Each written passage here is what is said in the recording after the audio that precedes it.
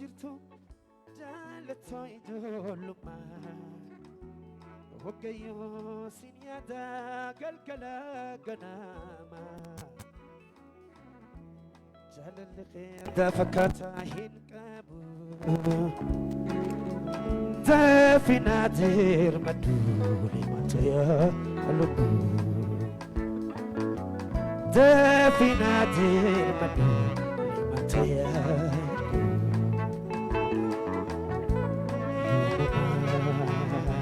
Sarke harkan si kabada ya tadrakuti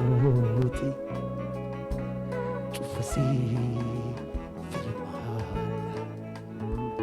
awbitu ya tato ajwal kanibuya si opsu tadami Aluma nawiya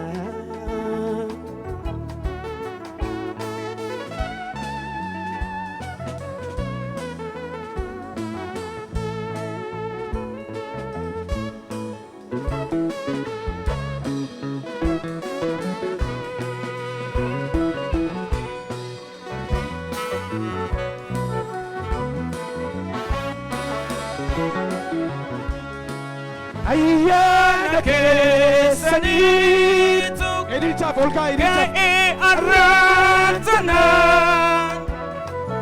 Ayyana keessaniitu ga'ee arraantana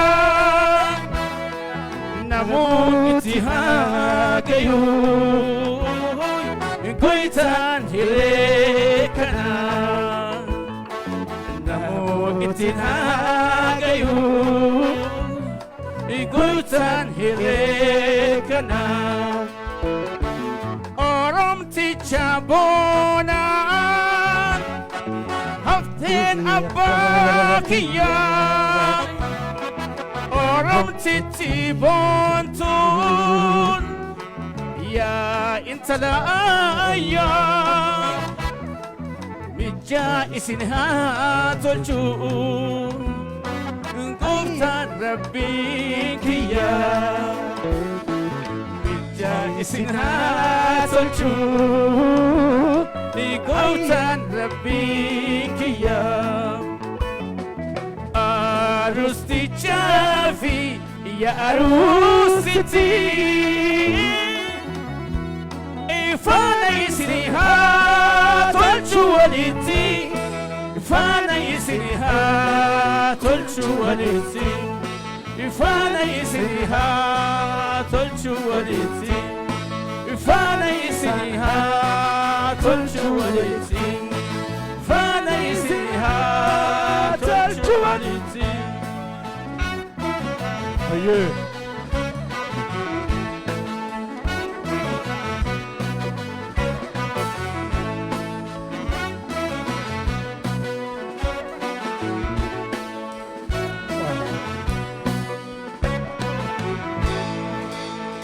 Sagantaa cidhaa kana akkaataa kanaan kan miidhagsee eevamtii walii galaatini Daanii Studio Plus guddaa galateeffanna.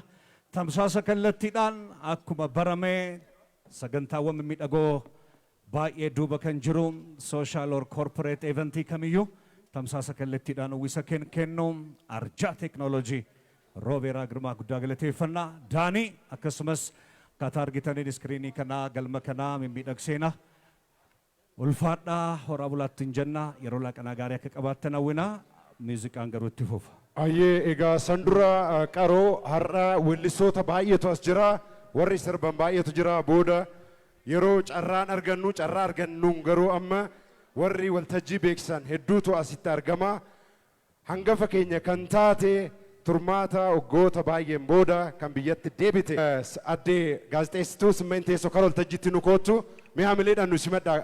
Simmeen Teessoo waltajjii daqiiqaa lamaaf akka gaggeessitu itti murtaa'ee jira masi masarat dubartoonni immoo daqiiqaa lamaaf waltajjii kana akkasumas boodarraa mooneet isin jirti mooneet beeksisaa Bashaatuu Tola Maariyaam daqiiqaa tokko sirrattis murtaa'ee jira hayyee daqiiqaa tokko warri waltajjii gaggeessan hamilee nu kennaa fi gaazexeessituu Simmayin Teessoo garanaa nu kottu. Abbaa Shumbee waltajjii akkasii argannee carraattiin piroofaayilii namoota jajjaboo qabnutti dubbannu keessaa tokko kana Simoo ETV kuula ETV kuula afaan Oromoo qaanqee ogbarruu qaanqee artii qaanqee dagaagina seenaa keessatti dhangaa gaafa kaasan isa durasi Simoo kaasanii Isaayaas Hordofaa biraan dhabanii Saamu'eel Dhaabaa biraan dhabanii sagalee kiloolee naashonaalii biraan dhabanii sin lakkoofsi keessan hedduudha baga jiraatte karaa natti deemtu gufuun burkuta boolee didibbiyaa ta'u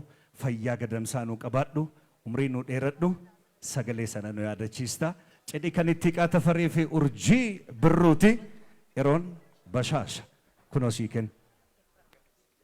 Galatuma guyyaan har'aa Oromoon itti wal ga'ee obboleessa keenya hittiqaadhaa fi urjiin guyyaa gaa'ila isaanii guyyaatti xumuran waan ta'eef Oromoo hundumaatiif gammachuu guddaa waan ta'eef nuyi obbolooti isaa wajjin dhaabbannee har'a gammachuu keenya ibsina. Bagattiin isin ga'ee maatii keetiif hiriyoota keetiif Oromoo hundaatiif baga gammaddan isiniin jedha. Kun egaa waltajjii baay'ee itti dheerattanii itti beeksisan waan hin taane waan gammachuun keenya daangaan qabu har'a galatoomaa ayyaana gaarii isiniif haa ta'u horaa dagaagaa baay'aadhaan isiniin jedha ulfaadhaa. Simu daqiiqaa tokkoof ililchi.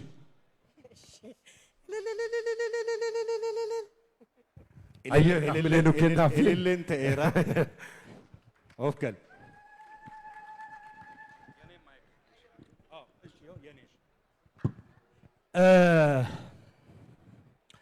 Sagantaa ETV keessumaa afaan Amaariffaatiin baay'ee keessaniin waltajjiidhaan ittiin wal baruudhaaf carraa argatte gaazexeessituu jabduudha. Ana wajjin immoo almost waggaa 8 adeemna. Badhaasa Odaa waggaan gaggeeffamu yeroo darbees waggaa 7ffaaf galma kanatti gara baha Afrikaatti ceenee namoota jajjaboodhaaf beekamtiif kabaja laanne. Miiltoo hojii koo jabduudha. Afaan sadaniinuu hojii jibboonsaa hojjetti. Bashaatu Tolamaariyaam Maltiimiidiyaan dhaabbata isheeti. Gaazexeessaan immoo hin sodaatu. Yoon dirqisiise injiinar dhiifama naaf godhu maqaan sila waamame kanaaf daqiiqaa tokko dhuftee nagaa gaafattee eebbistee iddoo keetti deebitaa. Gaazexeessituu Bashaatu Tolamaariyaam naasimadhaa gara waltajjiitti.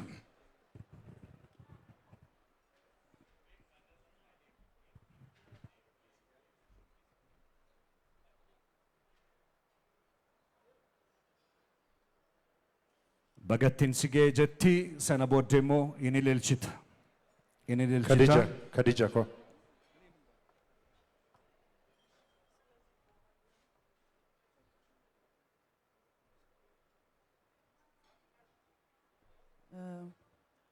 ኢቲቃ እንኳን ደስ ያለ የተባረከ ጋብቻ ይሁንልህ። ኢቲቃና ኡርጂ እንኳን ለዚህ ቀን አበቃችሁ ማለት ፈልጋለሁ። አሸናፊያችንም ነበር እኮ አይደል? የወዳ አዋርድ አሸናፊ ብቻ ሳይሆን የኡርጂንም ልብ አሸንፈ ባሏ ለመሆን ስለበቃ በጣም ደስ ብሎኛል።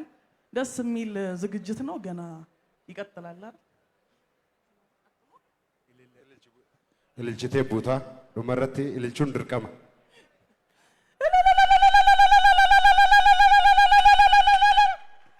Hayyee badhaasa Odaa marsaa 8ffaa irratti wal dorgommiin ilillee jiraachuun isaa dirqamadha. Asumaanii ulfaadhaa tapha itti fufna weellistoota hedduu qabna.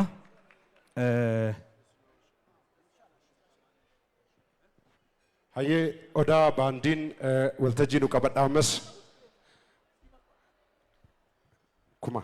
Weellistoonni hedduun jiru ammaaf garuu kilaasikaliidhaan baandii Odaa wajjiniin turtii taasifna. Daanii Studio Plus. Daanii Studio Plus.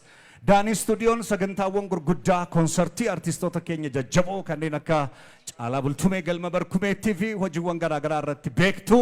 Amma immoo Daanii Studio በዚህ ደስ በሚል በአማረ ሁኔታ ኢቲቃንና ኡርጂን ደግሞ እየሞሸረ ይገኛል።